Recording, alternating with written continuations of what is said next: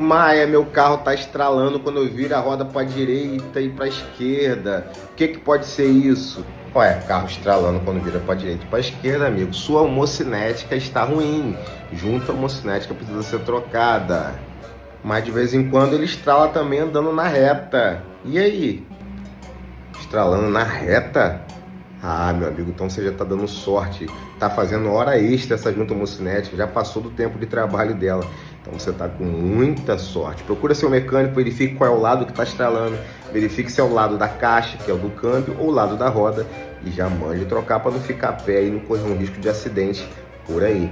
E se quiser saber mais assuntos sobre isso, se eu fosse você, seguir a gente para mais informações sobre todo esse conteúdo automotivo.